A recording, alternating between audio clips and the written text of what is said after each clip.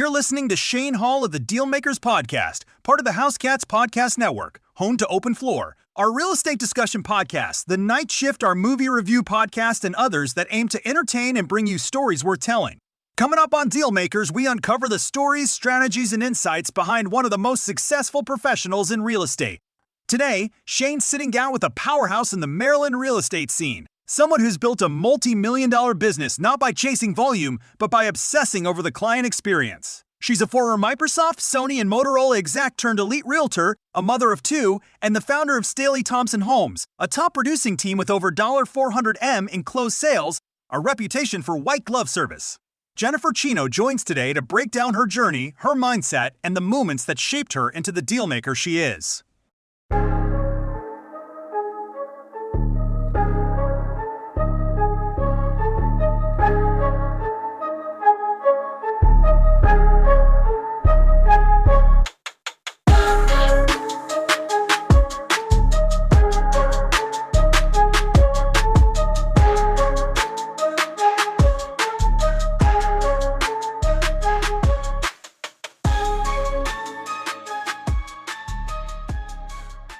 Okay. Jen, welcome. Thank you. Thank you for having me. Absolutely. So one thing I talk about this with other guests on the pod, I like origin stories. I like prequels. Okay. So I ask a lot of prompting questions about background before we get into like real estate stuff. Where'd you grow up? Well, so that's a little complicated. Okay. I was in a military family. Okay. So I was born in New York State.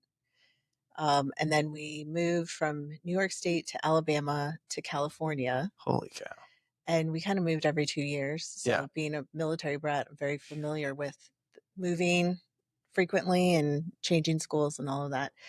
So when we moved to Maryland, my dad retired, as many people do, and then worked at the Pentagon. So I have been here since 1984. Wow. And then I went to school downtown Annapolis. And then I went to college in Colorado at Colorado State University. And then I was recruited by Microsoft while I was in college. And then I came back here to help launch Office 97. No kidding. Yeah. Holy cow. Oh my God. Do you remember that? I do remember that. So then I've been here ever since. And then met my husband, who was born and raised here, and raised our two kids, or still raising our two kids. Yeah. Oh my God, that's so cool. So you said you went to Colorado State? For a little while, yes. Okay. So we had Travis on. I think he went there as well. Oh, did he really? Yeah. Yeah. He said, I knew that I wanted to get out of Maryland. Mm-hmm. I didn't know where I wanted to go, but I knew I wanted to ski. Oh, yes. Yeah. But yeah, he said it was great. I had one friend from South River who went to Colorado State. She lives up in Boston area now, but no, she had a great time. It's beautiful. It's changed a lot. Yeah. Colorado in general, the Denver area has changed so much. But it's just it's really probably the perfect state. Well, it'll be perfect if it had a beach. Yeah. But you can't get better weather than Colorado. It is pretty awesome. What made you want to go there? So, family. So my parents met there, and we have family that live there. So I want to go to college. I was used to moving every couple of years, so it was weird when we stopped moving.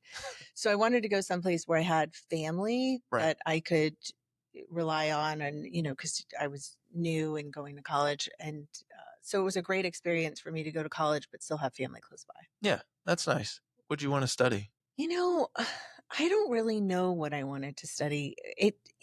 When I started, I don't think I had an idea, because my mom was an artist, my dad was in the military, so it's not like I had somebody that I wanted to take over a family business or anything.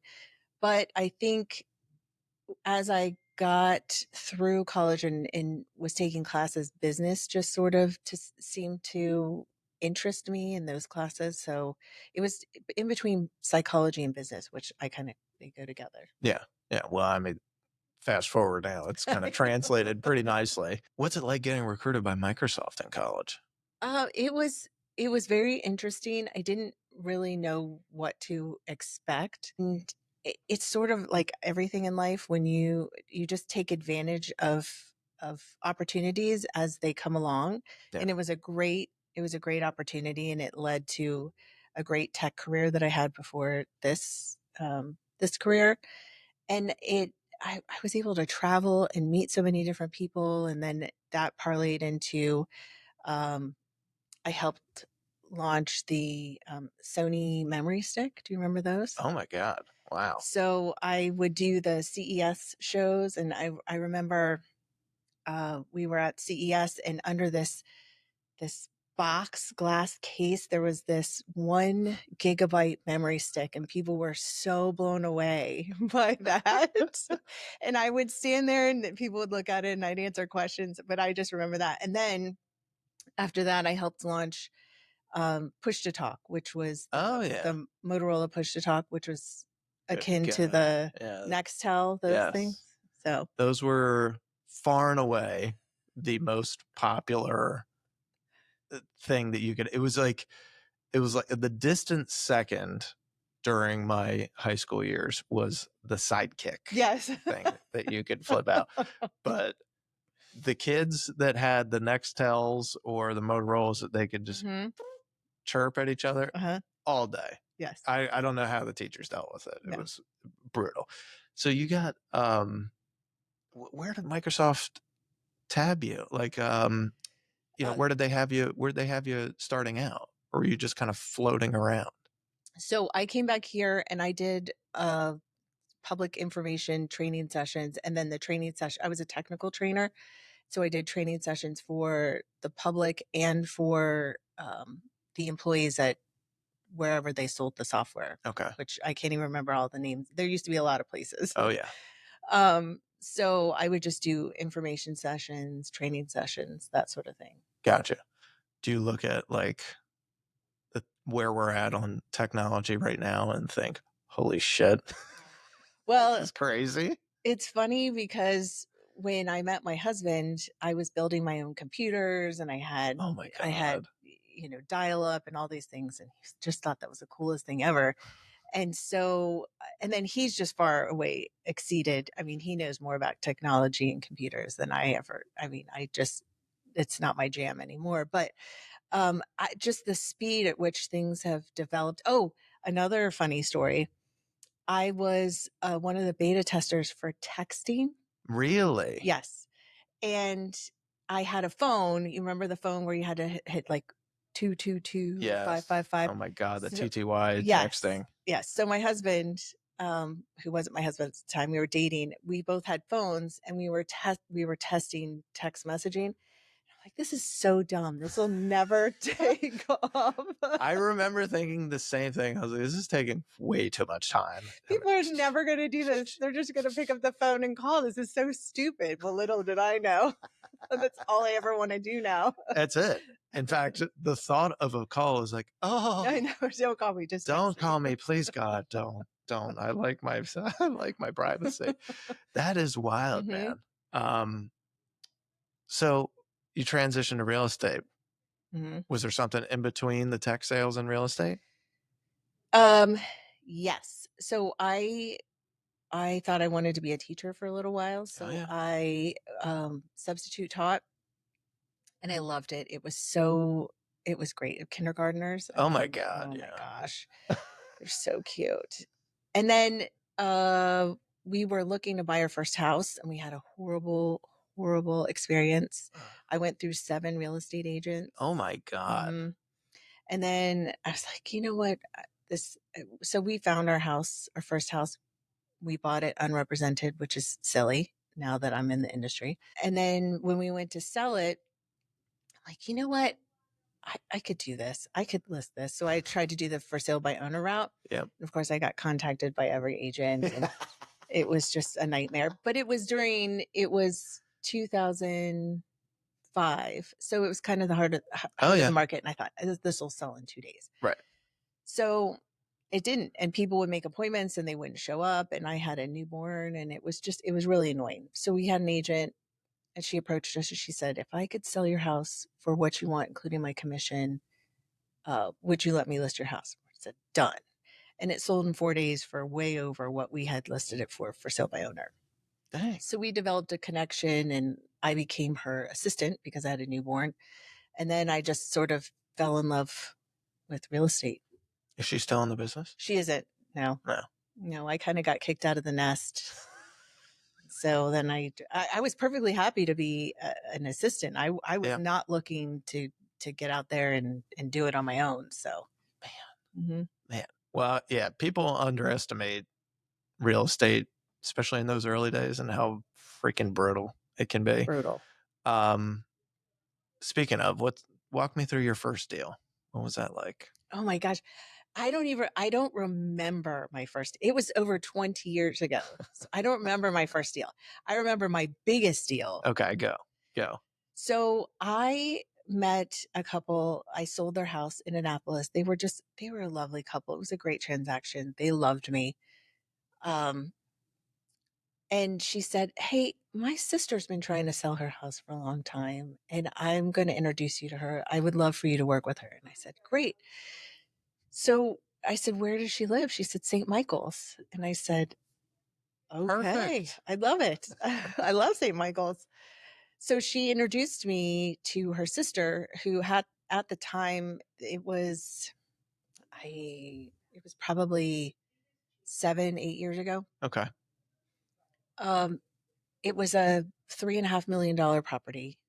And I had never had a sale that big. I had never done waterfront. So I actually brought on another agent, which I think more agents should do if they're not Yeah. experienced Yeah. in the market or doing a particular type of property they haven't done before.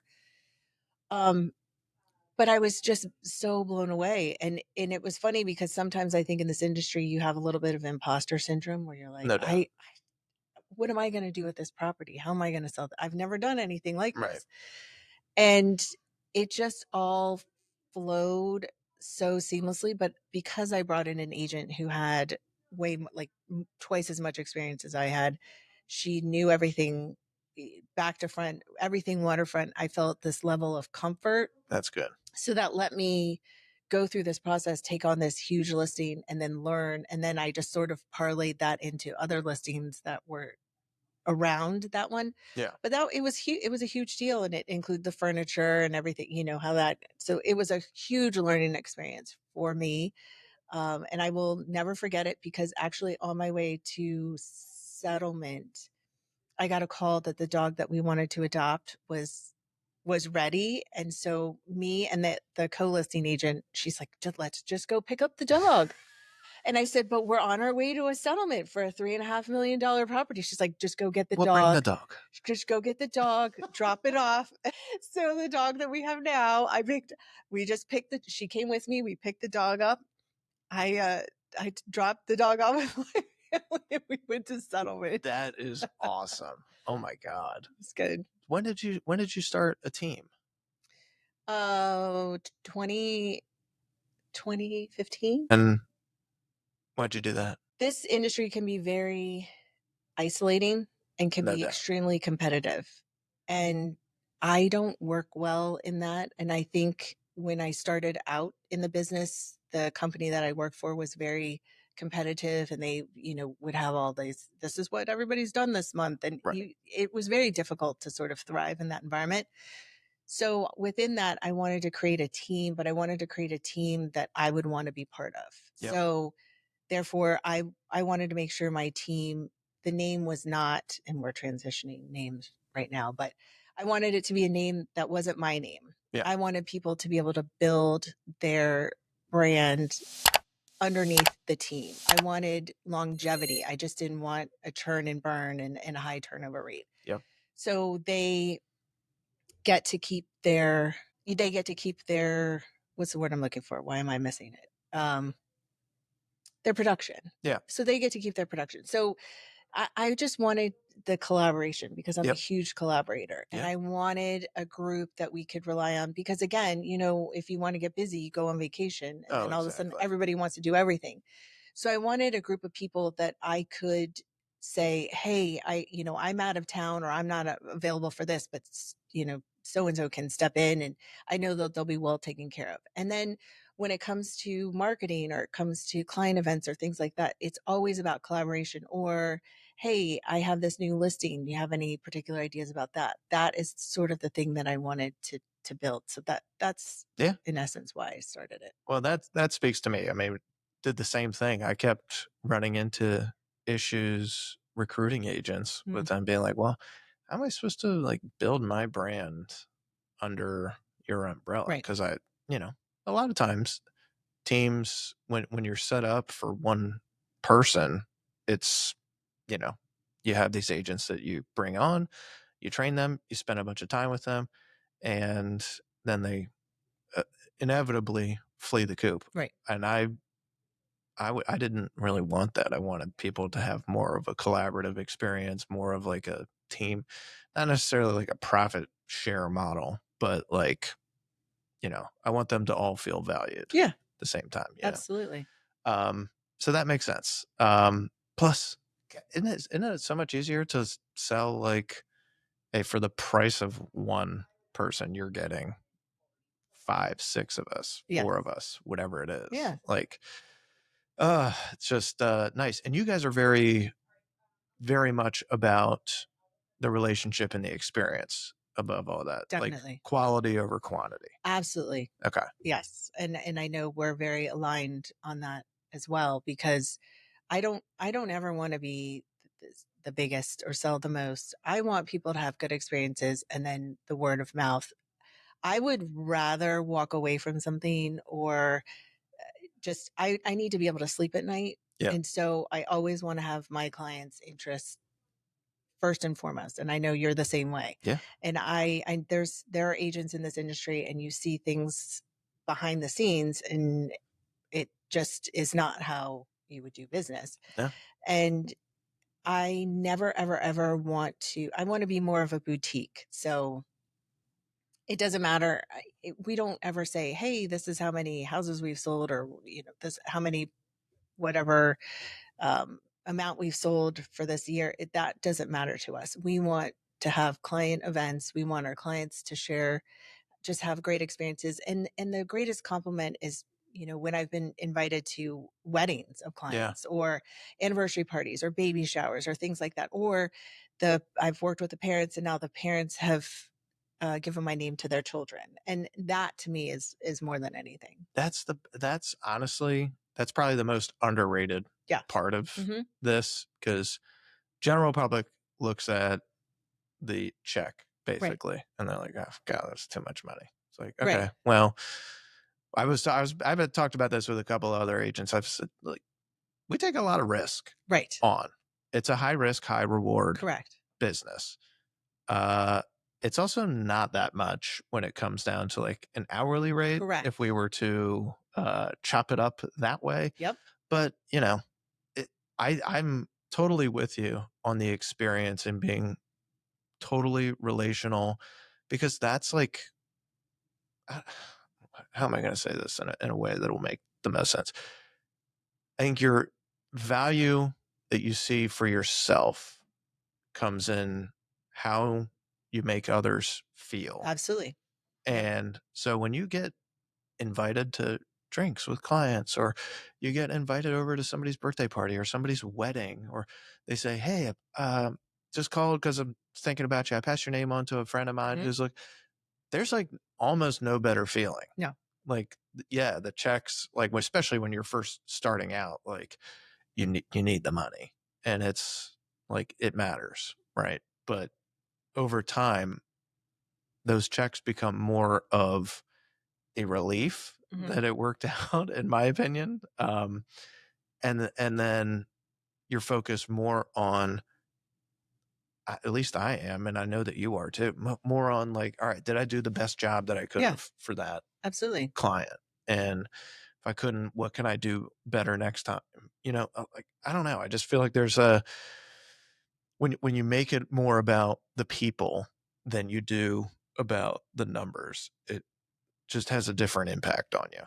And in my opinion, more positively. So you're Absolutely. not focused on everything as a transaction. No, and you're right. And it's not the transaction. It is, and you see the people and everybody's different. Everybody has a different story. Everybody has different ways that they like to go throughout the transaction. And so just having that experience, that's why I like when we're meeting with other agents or we have that collaboration and we can share stories about how certain things have been overcome or different strategies that people have because I've been doing this over 20 years and still don't know everything. I know a lot of things, but I feel like I can always be better and learn and get Yeah. experience from it doesn't matter from what agent, from how long they've been in the business, but I can always feel like I can learn more from clients or other agents. And being in it 20 years, you've seen like a couple of different waves Hmm. in consumer behaviors and stuff like that. So you would think that's an advantage with client being like, actually, I've been through it long enough to see a couple of different Right. waves like this or interest rates like this. So here's what I would expect moving forward. Here's what we're seeing right now. I mean, real estate's a funny business, but um, it is like a prediction game, but you can't. I mean, God, especially the last couple of years, it's been damn near impossible Yes. to pick that stuff out. Um, what do you think's changed the most for either consumers or agents over the last couple years? I think all the noise. I think just That's louder. and I think there are going to be a lot of agents that are getting out of the business who got into it because they saw a TV show and they thought it was Right. super easy and we just go to lunch all the time and negotiate It stuff. does sound awesome. I'm not going to lie. It sounds awesome. It does sound amazing, but it's not reality, and it's an extremely stressful job. It's a very rewarding job, but it's an extremely stressful job. But I think that the the more that goes away and the more that people see what we really do or have those great experiences, because sometimes I think even the best agents just don't know how to quantify or to show all the things we do on the back end, Yeah, because we do so much on the back end. I know. And so I think we sometimes make it look too easy. So people think, oh, you just make all that money and what do you do for it? And they just don't really understand everything, all the relationship building, all the hours, all the things. I mean, really, truly, we didn't ever get a day off. I mean, I No. was working in Disney World. I mean, I, I was having a C-section and there was a settlement happening and I'm like texting before I got, it's just, Do you know how like insanely common that has become? yeah, Is like how many women have been like in labor, yes, like just a quick before I get right. this next push out, I do want to go ahead here and send this email off to make sure that the client didn't forget we have walkthrough in 3 days. It's crazy to me. You guys, like, of all the times the only times that I've ever like turned my phone off have been like when my children have been born. It wasn't off for very long, Right. but it's like do you not feel like, oh my God, if I don't do this, then I'm not serving them the best and Right. it And I sucks. think that is the key behind it, is because you are so invested in how this is for your clients and you care so much that is how you treat it. You treat it Yes. like it's your own. And I think that's the part that people don't understand. And I think and maybe people, I think a lot of this has to do with people, whoever started the lawsuit probably didn't have a good experience Probably not. and probably felt like, uh, this was a waste of money. They got paid way too much.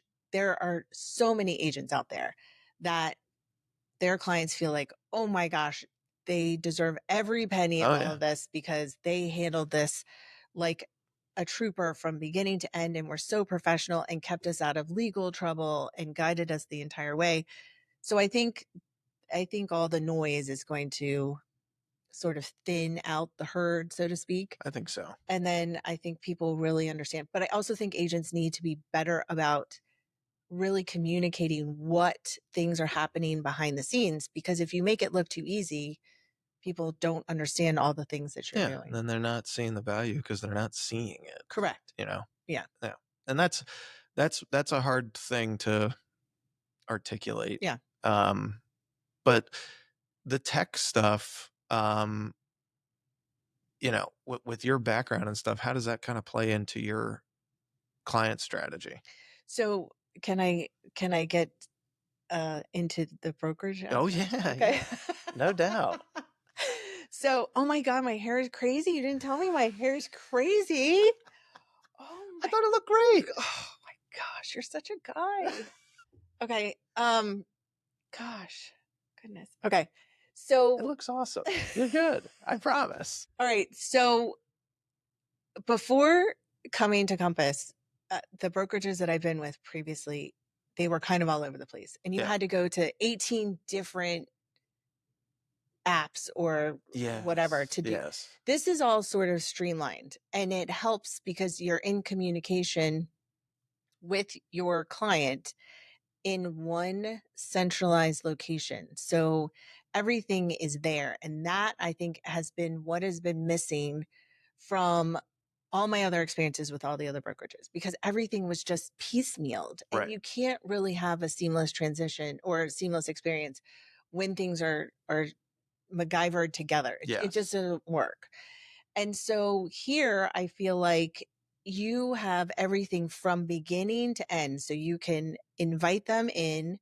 You have all of your material, which we used to have separately, your buyer consultation, your listing presentation, your CMA, everything is there for people to see from beginning to end, which also helps again with the value proposition, because there is a central location that people can see what's going on, what you've done, because otherwise it's just emails floating in the ether. Right.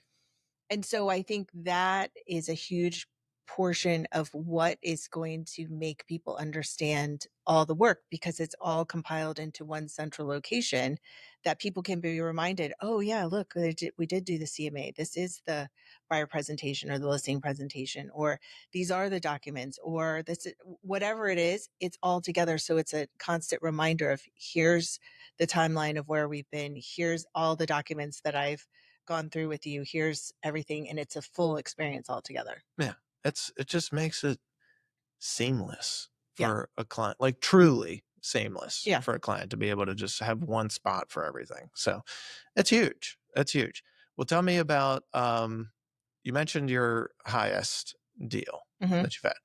Do you have any other signature deal or achievement? Something that has like something that stands out to you where you're really proud of it? Um, I have a client. They're now like a family of clients. Okay. So I started out with the parents. I met them at an open house, and I think it took them 4 years to find something. So that's not common, but they were looking for something pretty specific. Yeah.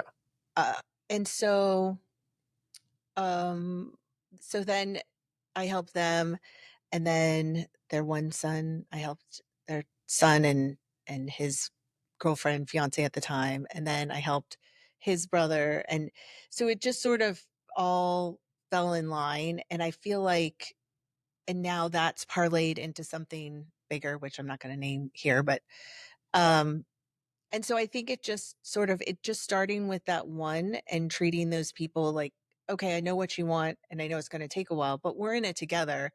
Did take a long time, but that just showed them what type of person I was. So then they trusted me with their children, which is huge. That's huge. And then one of their children is involved with an organization, and then that parlayed into something bigger, which I'm really proud of. That's cool. So I think that's probably one that stands out. Yeah.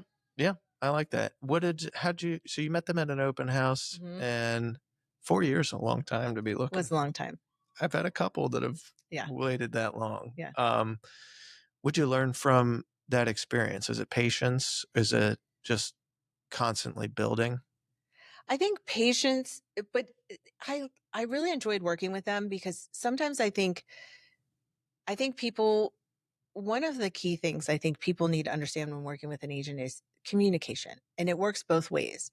So if you're like, this is what I'm looking for, this is something specific, and those parameters change, you need to tell the agent that those parameters have changed. Exactly. Because these people were wonderful, because I knew exactly what they were looking for, and that did not change. And we eventually found it. Sometimes people get impatient, I feel like, in the more recent years, they get impatient, and then the parameters that you originally said have changed, And then they're frustrated because they're now looking elsewhere and trying to find things. And we have a great network of properties that we can find and really hone in to, potentially off market, but we need to know what those are. Yeah. So what was the original question? How did I go down that? Oh my God. I've already forgotten. We're learning from that experience. So I think making sure that you tell clients at any time, because this is the other key that people do all the time, and I'm sure you've experienced this. They'll say, "This is my budget. I'm up to $1 million."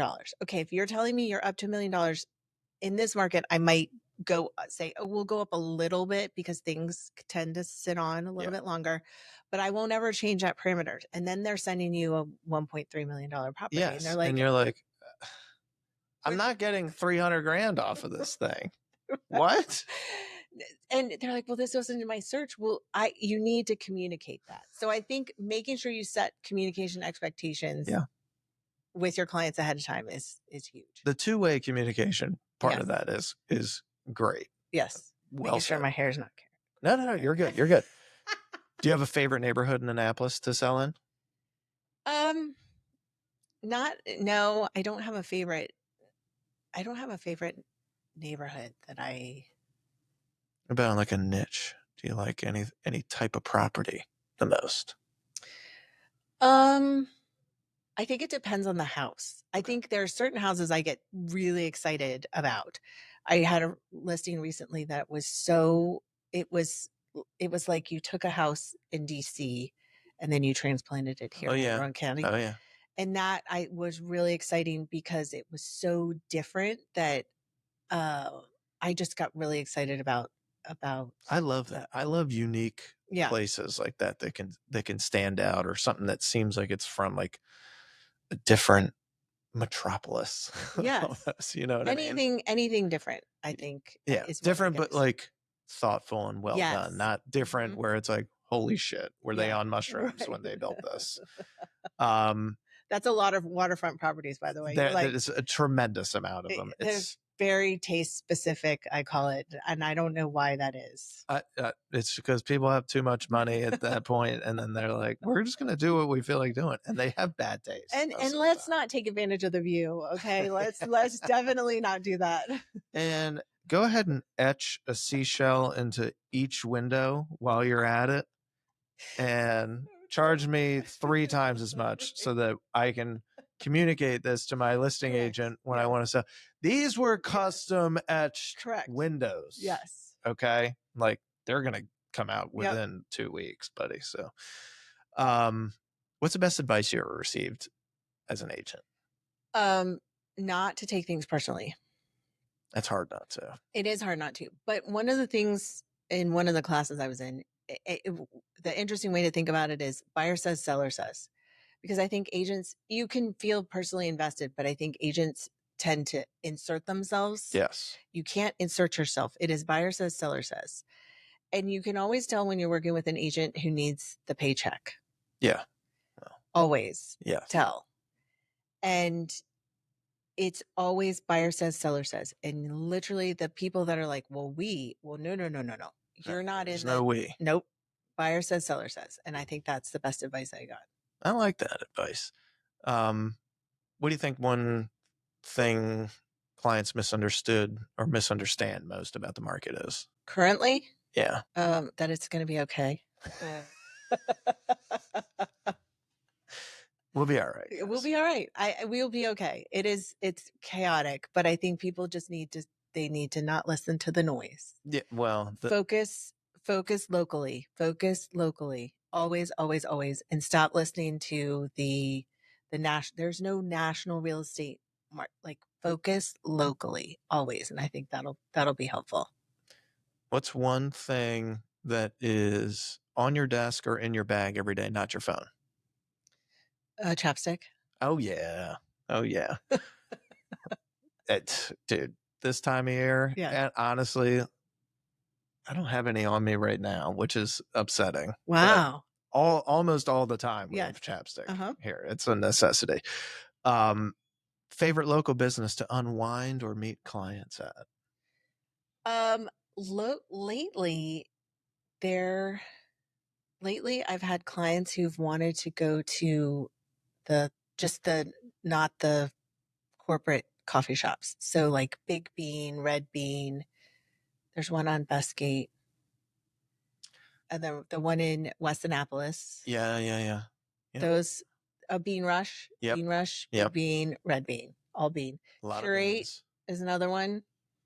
Curate's another one. Yeah, My West Street. God. Mm-hmm. I like that Yeah, too. I like that too. yeah, You can get bored with a Starbucks interior. yeah. They're all the same. It's just it feels local. It feels good. Like one of my friends' wives was always like, you are going to support local business. And the husband would be like, I could just buy the book on Amazon. Like it'll be here tomorrow. And she's like, no, you will go to a local bookstore and you will buy the book from them. Okay. That was still very good friends of ours. Has always stuck with me. But that is a fun thing to do. It is. Go and support local business. I love supporting local businesses. I've started the pet project with interviewing local businesses. I love it. It is, I think it's really important. And I think now people are taking more of that into consideration. Yeah. And I think people forget about it because of the convenience. But if you sort of take the convenience portion out of it and just sort of get into your local community, I mean, that's how the communities thrive. Exactly. And so I think it's really important. It goes back to the relationship building thing. I think it's cool, man. Imagine if you were out there and opening up a coffee shop, and like, wouldn't you want your community to come out and support you? So just trying to put yourself in other people's shoes. That's really cool. What's one luxury feature that you think is overrated? Oh gosh. Okay. This is probably going to be an unpopular opinion. I think the stupid pot filler. Okay, that's what I was going to say too. I hate the stupid pot filler because once it's filled, you have to lift it up and take it and dump it out. Like it's only like, I get it. It saves cool. one trip. And then it's like, what happens if it breaks behind the wall? I mean, that's a whole nightmare. Forget it. So that's been on my list of like for years, honestly. Of like, it does look damn good. It does. All right, I got you. Yeah. It looks good. Uh-huh. Practical? No. I don't get it. What's one that's underrated? Heated bathroom floors. Oh my God. Underrated. Oh my God, you're so right. Yeah. Let's see. What's one book, podcast, or movie that any deal maker should watch, read, or listen to? Well, this is going to be super I don't know, very vanilla at the moment. But I really do think the Let Them by Mel Robbins, I think that is really big, especially for this industry. Because I do think people tend to get wrapped up. It's sort of like that don't take things personally. I think that is probably very poignant for this industry and how stressful, and I think it's a good roadmap for getting people sort of in the right mindset. I like that. If someone were to play you in a movie about your life, who's going to play you? Oh, that's a good question. You know, I get all the time. I did a little thing with Jennifer Franciati. She's not an actress, but years ago I was on pretending to be her. It was like a lookalike thing. So people tell me I look like her. I look very familiar, but I don't get. No one says, "Oh, you look like so and so." So I don't know. Actress. I don't know. That's a good one. I haven't asked the question before to anybody, so you would be breaking breaking the mold here. I get Napoleon Dynamite for me sometimes, or his brother Kip. Oh, all right.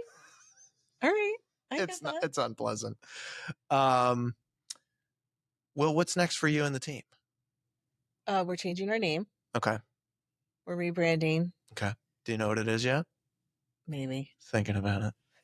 Too early to Like a unveil. baby. It's like a baby. We haven't birthed it yet, so I No. haven't. But whatever it is, it's just like a baby, whatever it is. People, it's amazing. I know. That's the best. So once it's in print, no one can have an opinion Exactly. about it. That's right. That's right. As soon as it's in print, it's it. It's it. Oh, you know who the actress I would love? The from Friday Night Lights, the wife. Oh my God. Is it Connie? Yes. Connie Britton. Yes. Love her. Love her. Yeah. She's so good. Any advice for agents that are trying to scale without losing their personal touch? Do it slowly. Don't try and do it all at once. But I think starting with an assistant first. Yeah. I think that assistant transaction coordinator, I think that'll help you scale. Agreed. That's like the number one thing that you hear from agents all the time. First hire, it's got to be an assistant. It's got to be. Yeah. Otherwise, you're not going to survive. Where can listeners follow you or reach you if they want to buy, sell, or just learn from you? Instagram is JENN.Chino, CHINO. My Jennifer Chino is my name. And search that in Annapolis. I come up a lot.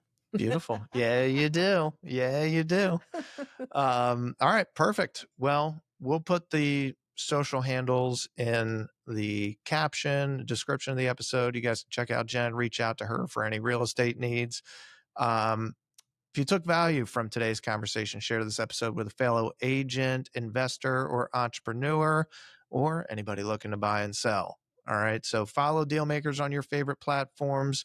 We'll catch you on the next one. Jen, thanks for coming in. Thanks for having me.